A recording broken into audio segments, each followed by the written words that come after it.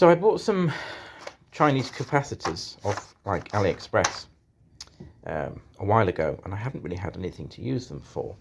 Anyway, a local auction had some radios in, and this Bush VHF 61 with its quite damaged, well, this was all rucked up, and the brightware is missing off the knobs. Anyway, it went for a tenner, which is an insignificant amount of money, but I thought this would be the prime experiment to try these Chinese capacitors in. One change in terms of personnel, anyway, a couple of changes in terms of it's working really well. I also ordered a Magic Eye off the same site, AliExpress, as well, because I think this ended up being something like under £20, and it was advertised as a new old stock one. There's a bit of phosphor missing at the back of it, but it was significantly cheaper than, you know, buying them off eBay, new old stock. And now at least it's bright and usable. The one in it before was like completely dead, and you couldn't. They've got a bit of pace in the back line as well. You couldn't use it unless you were in a completely blackened room. To keep the height and the strength in the middle. This is still running on its original bulb. An opportunity for ships playing in a position. Sounds good, and is working really well. Very sensitive. So what I'll probably do is report back in about 6 months' time, or perhaps a year's time, and we'll see if it's still going. I mean, they can't be fake, because I'll put it down there. Look, the radio just wouldn't work off the bat, because it didn't do. It had all those Hunt's capacitors in, which just fell to bits as I touched them. So if these had nothing in them or were completely fake, the radio wouldn't be working well now.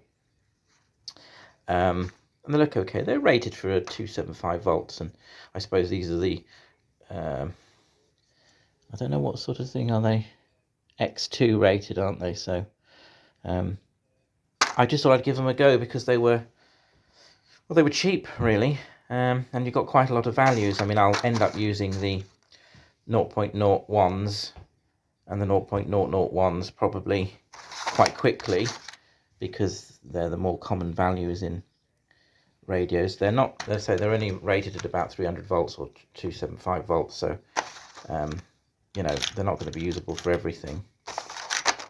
The electrolytics are quite low voltage as well. I think the highest volt on here is 50 volts, but you do get 36 values.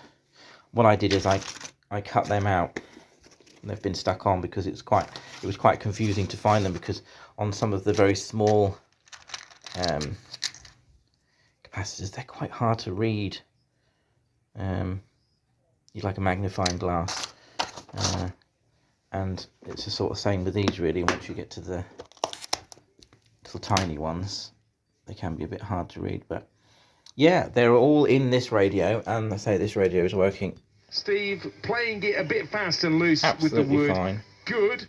Tone control. Well, let's hope that Shrewsbury can get a win here this afternoon against Wigan. We are keeping. Put it onto long wave. There's a bit of interference here, but. I'm waiting to be murdered. Because I wanted to ask. The only trouble is. Yeah. Well, it's two things really. And medium wave. I mean, that was awful. Stronger. The chairman was I don't. You can see why they're. I don't get particularly strong signal even with the built-in antenna on this. You have to, because this is a fixed bar antenna, you have to turn the radio. Why not?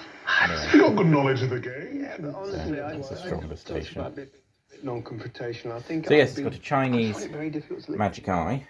As I say, my only gripe with that really is that bit of missing phosphor, but for the price it was a good £10 cheaper than what you'd pay on eBay. So I'll just report back in, you know, if it breaks, I'll make an update video if it's a failed capacitor or something, and then we'll revisit it probably in 12 months time and see if it's still sounding good and still as sensitive. Like a teen top. But yeah, I mean, as I say, I can't with any good faith recommend them, because I haven't tested out the longevity of them. That'll come with time. But as I say, they're not actually fake. from the box, because the radio works as it should, and as I said, is quite impressive actually, quite a sensitive receiver. So they look like they're potted fine, so time will tell. But yeah, perhaps in transistor radios and things, these are sort of ideal for. And if you're just starting, then something like this, you get something to start. You get lots of values and voltages to as you to start off with, and then as you deplete them, you've only got to replace the values you run short on. So yeah, impressed at the moment. We'll just see how long they last.